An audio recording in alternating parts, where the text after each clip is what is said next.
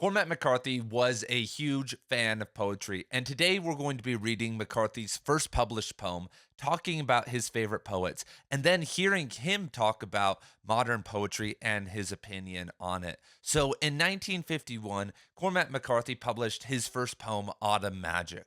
And the poem goes, the sun was slowly breaking through the chilly, misty dawn, and the fog upon the river lifted, faded, soon was gone. So McCarthy wrote that as a senior in high school, and you already see the talent there. I have been teaching high schoolers creative writing for the past 4 or 5 years, and that poem is not the best that I've ever seen, but it does show talent, and it is way better than most of the stuff that you get. You can see that McCarthy understands not just language, but nature. And one of the big things in poetry around this time, because we're talking about the 50s, of course, was modernism.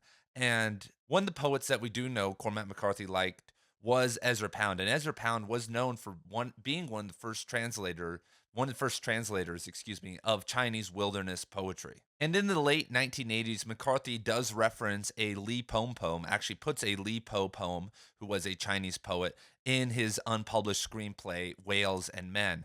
And in 1960, when McCarthy was reading a lot and busted out on the scene as a writer with The Orchard Keeper, a book called The White Pony, an anthology of Chinese poetry, was released. And this was an absolute game changer to poetry because when we look at the trends that poetry was going in the 1960s, especially the early 1960s, it was, of course, moving toward confessional poetry with John Berryman, Sylvia Plath, and that whole crew, and eventually moving to New York City, moving back to the East Coast, and all that poetry that really looking back wasn't very good. But there was a whole other school with James Wright, Robert Bly, Donald Hall, Gary Snyder, really stemming from the beat movement that was trying to take the nature part of modernism and inject it not just with Taoism and some of these new ideas that they were learning from all these published Chinese poems, but also just the general evolution of poetry.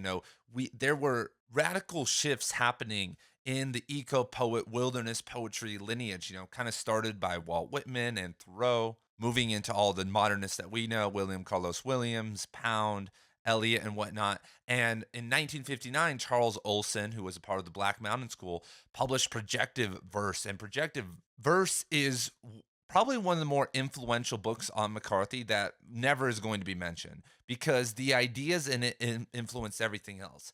And that is that you want to take the energy of what you are getting from nature, whatever you are looking at or experiencing, and you have to be able to transmit that onto the page. And not just with words, not just with visual, but with the breath, with the pacing, with the punctuation. And by taking these ideas, these poets and writers like McCarthy in the early 1960s started writing very aggressive nature poetry, eco poetry, even kind of archetypal poetry connected back to nature. And when you look at The Orchard Keeper, McCarthy's first novel published in the early 1960s, it has the most aggressive nature writing of any of his novels. It actually has the most aggressive prose, not like in terms of violence, but the stylistic choices than anything else he's ever done. And that's because he was sitting in this very beautiful lineage that most people still don't talk about enough today. So when we look back at Autumn Magic, it actually reads as a very beautiful Chinese wilderness poem. The sun was slowly breaking through the chilly, misty dawn, and the fog upon the river lifted, faded, soon was gone. And McCarthy actually put in this space after lifted on the final line break. And once again, we have a high schooler writing this. Most of the time, when you see high schoolers and what they are writing things that are very about love, about themselves, about simple things. They're rhyming, they're probably not making sense. This is very lucid language. And this was also before the beats and whatnot were around. So McCarthy is showing a sense of minimalism way before it's even cool. So if we want to go over some other people that McCarthy likes, he likes Yeats, Dylan Thomas, T.S. Eliot, Robert Frost, Beowulf, Chaucer, and I'm sure so many others, but those are the confirmed ones he's talked about in the archive, and we do know that he's influenced by. I'm sure I'm missing a couple others. I think I said Dylan Thomas at the start, but nothing too radical there. A lot of modernists or influential people on the modernists, and of course, we could probably throw Walt Whitman in there and a couple of the other classic American or nature poets Because if you look at McCarthy's kind of sometimes long lines, a lot of the time that style, especially when you see American writers doing it, came at the axiomatic level from Walt Whitman. And so now we're going to hear a clip of Cormac McCarthy with Lawrence Krauss talking somewhat briefly about poetry. Poetry, I mean, do people seriously believe we still have poetry? Oh, interesting question. That's an interesting question. I can't answer it.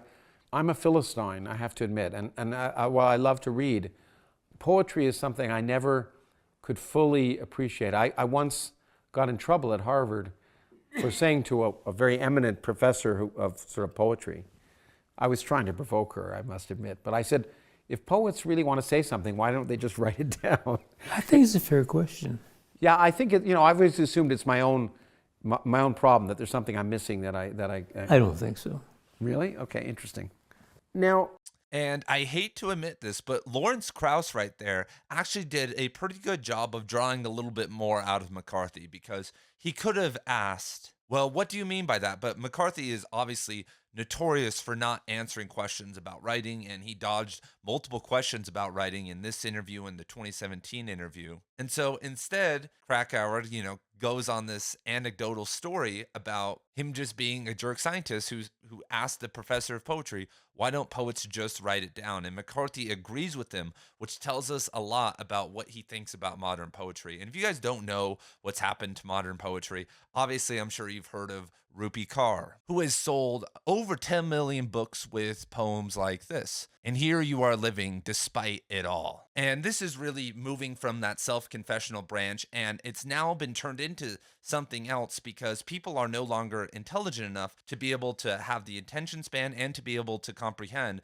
complex poetry. I'm sure a lot of you guys have been there. You are reading Victorian poetry or poetry that's very long, and it's sometimes much harder than fiction to be able to understand, because poetry can also be very layered and hermetic and whatnot. But we've now reached a point, with people like Rupi Kaur and Ocean Vuong, that kids today think that it is objectively the best type of poetry because they aren't intelligent enough to understand the different types of poetry. And they've also been told that all these other poets don't have a diverse voice. They don't have an important message. And this all really started with the injection of money into poetry and other art forms in the 1960s. And Robert Bly, James Wright, and everyone else was whistleblowing this and saying, the way you become, poetry isn't about money. No one ever made money with poetry, even T.S. Eliot and all those guys. Poetry is about understanding and comprehending reality, as we were talking about, Charles Olson was saying. And the only way you could do that really is through solitary experiences out in nature, or even with your own heart, and exploring and going inward through meditation and all these other things. And it's a very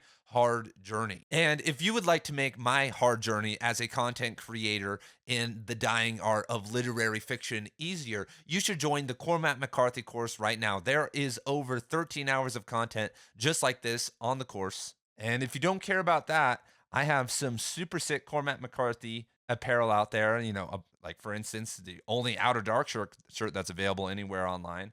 I put a lot of time into this. So if you guys want to represent this channel and Cormac McCarthy out in the world, the link is down in the description below for the shirts and the course, or you could just go to shirtlore.com. And obviously there's that side, and then there's kind of the grammatical side and putting it together with words, and that's a whole art form. And you would think that would start to evolve. But when you start to give people money for things that they haven't earned yet, then they start to feel entitled. And people weren't just receiving fellowships and grants and MFAs and all these other things. They were also receiving book publishing deals in the name of DEI, diversity, equity, and inclusion. And this started to really pick up in the late 1960s, 70s, and 80s. And when we have multiple generations of people who aren't existing within the meritocracy of art, then it actually starts to degrade future generations' perception of what good art is. Because, of course, some of the early adopters and people who were doing diversity, equity, and inclusion in the 60s, 70s, and 80s were trying to help marginalized voices and people catch up and give them a space in the community, and had probably very good intentions. And there's still people who think about this with very good intentions. But eventually, when diversity quotas are injected into writing programs for this money and in publishing houses, the competition no longer seems fair and people start to move away from it. And once again, they also become inundated in this system this university system, this grant and fellowship system, instead of trying to make people care about their writing. Because one of the big things that people talk about with the MFA programs, and everyone always has an excuse, is that it gives you an opportunity to have money to write, to be able to meet these people. But I have never met someone who went to a program who had professors and peers who were the people that they needed to be around. Because right now you can go online, and a lot of you guys are this for me, and that's why I've started this channel. You can go online and meet people who like what you like, who understand the writing that you were trying to do. And when I release a book one day, it's going to have a lot of influence from Cormac McCarthy and be somewhat similar in a lot of ways in terms of prose and whatnot. And you guys are going to be able to understand and be able to help me as I'm writing that. And I am friends with professors all across the world who are interested in what I am interested in. And I've never paid them $1. I've emailed them, I've talked to them, I've done podcasts with them. And you can do something very similar. Why not shoot for the people who are going to understand you and build that group of friends? Because every single professor out there, whoever they are, has friends that don't pay them money. What you're doing with the university program is giving somebody money to be your friend, to be able to help you. But people help each other for free all the time. That's kind of the nature. Or you could pay that person directly. Or instead of paying $25,000 or, applying for a grant and having to work, because that's kind of the deal. You have to teach these classes and work and show up at the campus 3 days a week and be inundated in that culture. Instead of doing that, you could get private coaching or private editing from one of these people. And they may reject that, but everyone has a price. If you show up to someone with enough money that you could earn freelancing. So the other thing that I could tell you guys about writing poetry is that there are enough opportunities now working online or whatnot that you could make it by for a decade easily, and you'll be roughing it. If you have a family and all these other things, and you're already long past this, but if you are a single writer out there without too much responsibility and you really want to work on your craft, you could get into video editing or work like a really low stress job that you can maybe even read or work at. That's something that I did throughout my 20s. I worked security jobs, graveyard shift, or like from 4 to 12 that were in back rooms on the Las Vegas Strip, and I could just read most of the time. Read, write, think, listen to podcasts, and that helped me grow. So for the 8 hours I was at work, I was actually more than half of that time actually doing something productive. And I didn't really feel drained when I was done with it. And I was focused on what I want to do, because the other thing that you have to realize about MFA programs and PhDs is that you're doing an MFA and a PhD, and it's very taxing. I have a friend who went into his PhD thinking that it was going to be a breeze. He was actually getting it in creative writing at the University of Nevada, Las Vegas. And he thought he was going to be able to have all this time for writing. But between having to drive to the university park, get to his office, hold office hours, teach 2 or 3 classes a semester, and then take 3 graduate level classes a semester, and do all the things that a normal person needs to do, he had less time for his writing than he did when he was just working a normal job. Because once again, that time adds up. If you have to write a 25-page paper and you want to do well so that you can maybe continue down this chain and get a university job or something, you have to get an A on it. And to get an A on it, it's going to take you tens of hours to be able to complete it at a high level. Those tens of hours could have been put toward either building your brand as a writer or actually just working on your craft or reading who you want to read. Because that was one of the worst parts about getting multiple degrees in English, in my opinion, is I had to spend all this time reading books that sucked. And people always say, well, that's good for you. And most of the time it really wasn't. So we have these levels here. We have people's attention spans being ruined now. And it's really stemming from the destruction of the meritocracy in poetry. And so that's why modern poetry really doesn't exist, because it didn't evolve. Because when you look at poets in the 60s and 70s, they had the time and the space and didn't have the distractions to be able to work on their craft. And this is why we still think Cormac McCarthy is so good. It's just he just didn't have the distractions we did and just put enough time in over the course of a couple decades to be able to get really good. But that's almost impossible now for a lot of us because of all these different problems we have. By the time you have your PhD, if you decide to go that route, you put all this energy into that, and now you have to work a job. You might have student loan debt, and you probably met, a lady or a man at university, and you now have a wife, you now have a family that's coming, and suddenly you have this burden of responsibility, and you're in your 30s, and that's when things really start to get going for poets and writers. Most writers don't publish anything good until their 30s, and they did that in a life with very little responsibility, and the lineage was broken. So in the 70s and the 80s, things just started to dim, and so now all poets are trying to do is revive that lineage, but there aren't enough people around them. If you look at every big explosion, Pound Williams, Eliot, all together.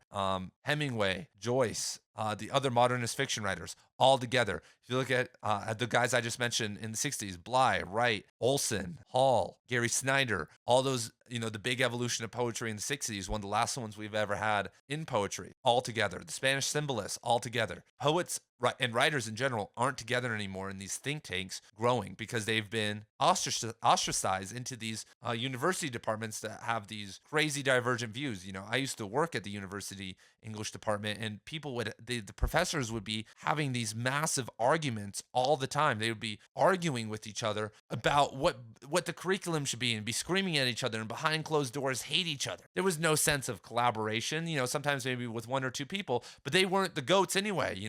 They weren't trying to be the best. They were just trying to get their tenure, publish or perish. So poets today aren't really doing anything innovative enough that couldn't just be written down like Lawrence Krauss just said. What Rupi Kaur is trying to say and what a lot of other people are trying to say could be said in a paragraph, could be said probably better even in a fictional book, a genre book talk fictional book, than making us read their poetry and think because they have these line breaks and this meter that it's actually something important. And what I always say is, you could see the meritocracy of art and how it sucks because the best middle school basketball team in this country right now could probably win the NBA championship in the 1950s. Like, just because if they had their strategies, the best middle school basketball team in the country probably has dudes that are 6'8", 6'9" on it and have beautiful strategy, beautiful technique, and they would just smoke some team. Probably the best high school team of today or the best college team could beat the NBA champions from 30, 40 years ago. And so you see an evolution of things, of the craft in sports and martial arts. If you watch MMA, for example, it's evolving every single year and getting way better. But why is it not the same case in art? And,